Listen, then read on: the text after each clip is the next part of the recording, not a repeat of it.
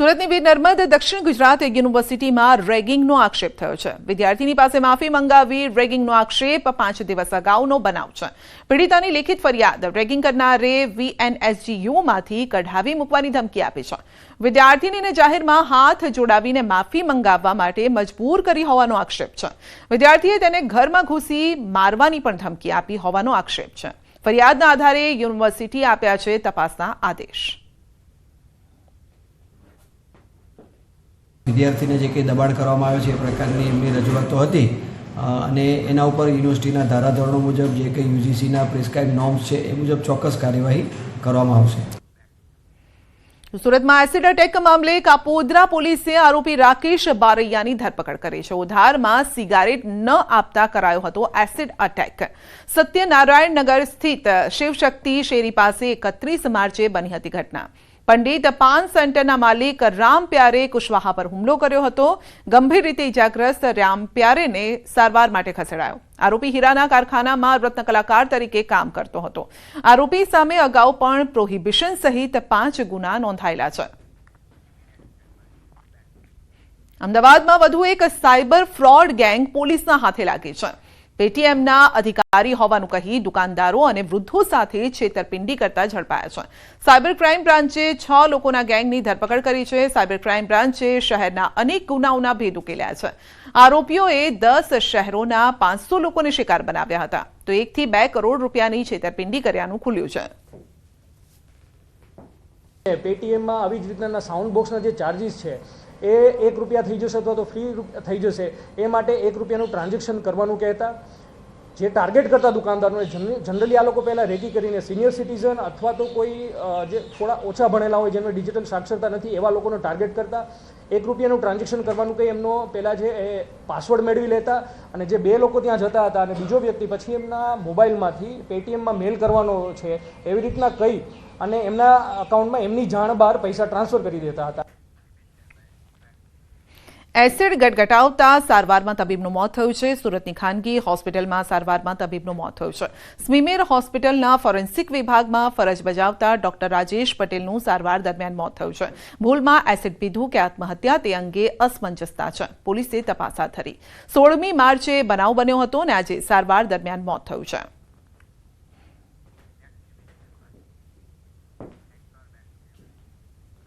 ખેડાના ખોડિયારપુરા ગામમાં રાશન દુકાનદાર મનમાની કરતા ગ્રામજનોમાં રોષ છે। દુકાનદાર ગ્રાહકોને સમયસર અનાજ આપવાના બદલે મન ફાવે ત્યારે દુકાન ખોલે છે। ગરીબ લોકો રાશન લેવા માટે ધરમના ધક્કા ખાય છે। સસ્તા અનાજની દુકાનનો સંચાલક નિયમ મુજબ દુકાન ચલાવતો નથી અને આ પ્રકારની ફરિયાદો ઉઠી છે અને જેથી ગ્રામજનોએ મામલતદાર કચેરી ખાતે પહોંચી વિરોધના પોસ્ટર સાથે આવેદનપત્ર આપ્યું। ગ્રામજનોએ જણાવ્યું છે કે જો તાકીદે કાર્યવાહી નહીં થાય તો ઉગ્ર આંદોલન કરશે।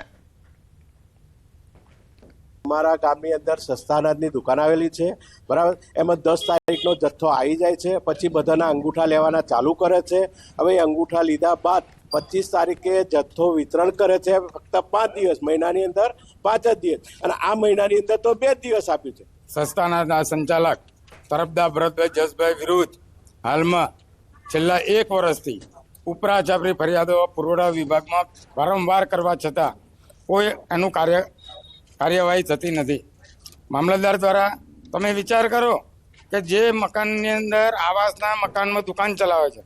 બીજી વાત એ છે કે છેલ્લા 1 વર્ષથી મામલતદારે તપાસથી કરી તો સામાન્ય દંડ કરીને છોડી મૂકવાનું શું કારણ?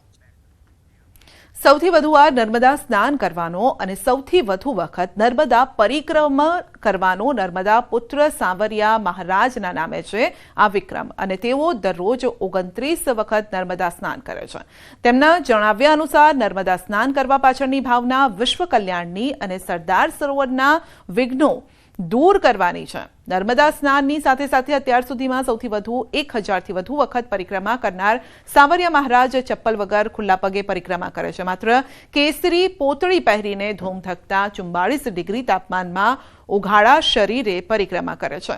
તેઓ રોજના 29 વખત સ્નાન કરે છે। 31 દિવસની પરિક્રમા દરમિયાન 900 થી 1000 વખત નર્મદા સ્નાન કરે છે। નર્મદા સ્નાન કરવાથી આ માં નર્મદા છે ને એક એવી નદી છે, બધી ખરખર કરતી વહે છે। જ્યારે આના બંધુ લોમ ના હોય છે માનો કે સરદાર સરોવરનું પાણી ડેમમાંથી નીકળે તો ઓમમાં બિંદુ નીકળે છે, ઓમના બિંદુ આજે શિવમ બની જવાય છે. સાંસદ મયંક નાયકની રાજ્યસભામાં રજૂઆત. મહેસાણામાં ફ્લાઇટ માટે કરી છે માંગ. વેપાર રોજગાર માટે લોકો મુંબઈ જાય છે. મહેસાણા મુંબઈ ફ્લાઇટ શરૂ કરવા માટે માંગ કરાઈ છે. ફ્લાઇટ શરૂ થતાં અહીં વિકાસને વેગ મળશે તેમ કહ્યું છે. इन जिलों से नागरिकों को चिकित्सा, शिक्षा, व्यापार एवं रोजगार के हेतु मुंबई जाना होता है.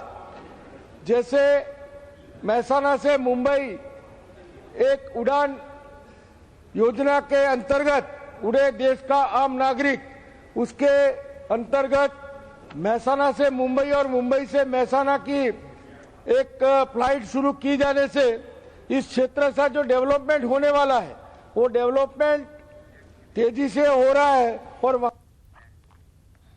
ખેડામાં વૃદ્ધને બંધક બનાવીને લૂંટનો બનાવ બન્યો છે. મૌધામાં 3 અજાણ્યા લૂંટારુએ લૂંટ ચલાવી છે. 2 લાખ ઉપરાંતનો મુદ્દામાલ લૂંટીને લૂંટારુ ફરાર થઈ ગયા હતા. પોતાના ઘરે બેસેલા વૃદ્ધ પર ચાદર નાખી તેમના હાથ પગ બાંધી બંધક બનાવી દીધા હતા. તો ઘરમાં દાગીના, રૂપિયા જે હોય તે બધું જ આપી દેવા જણાવ્યું હતું. જોકે વૃદ્ધે ના પાડતા તેમને પગ પર છરીથી ઘસરકો કરતા ડરી જતા તેમણે ઘરમાં રહેલા રૂપિયા આપી દીધા અને જેમાં તિજોરીમાંથી 1,85,000 અને બીજા એક કબાટમાંથી રૂપિયા 17,000ની રોકડ આપી હતી. તો હાથ પર પહેરેલી વીંટી પણ કાઢી આપી અને લૂંટારુઓ કુલ રૂપિયા 2,13,000નો મુદ્દામાલ લૂંટીને ફરાર થયા. આ મામલે પોલીસે ફરિયાદ નોંધીને તપાસ હાથ ધરી. વધુ અપડેટ મેળવીશું સંવાદદાતા ઉમંગ પાસેથી. જી ઉમંગ, વૃદ્ધને બંધક બનાવીને લૂંટ કરાઈ છે. મૌતાની અંદર જે પ્રકારે સમગ્ર ઘટના સામે આવી છે, મૌતાની અંદર ઘરે બેઠેલા વૃદ્ધ પર ચાદર નાખી તેમને હાથ પગ બાંધી તેમને બંધક બનાવવામાં આવ્યા. ત્યારબાદ તેમના ઘરમાંથી દાગીના અને બધું આપી દેવામાં જણાવ્યું હતું. જે બાદ તિજોરીમાંથી રૂપિયા 1.85 લાખ જેટલા અને બીજા કબાટમાંથી 17,000 રોકડ રકમ લઈ લીધી હતી. તેમજ આ જે લૂંટારો હતા તેમના દ્વારા તેમના હાથમાં પહેલા જે ઘરેણા હતા તે પણ લૂંટીને ફરાર થઈ ગયા હતા. જોકે સમગ્ર બાબતે અત્યારે જે સૂત્રો તરફથી જે માહિતી મળી તે પ્રકારે આ સમગ્ર બાબતે પોલીસે આરોપીની ધરપકડ કરી છે. સમગ્ર બાબતે સાંજે 4 વાગે જિલ્લા પોલીસ બાબતે પ્રેસ કોન્ફરન્સ કરી ખુલાસા કરી શકે છે. જી સંજ્ઞા. જી આપનો આભાર.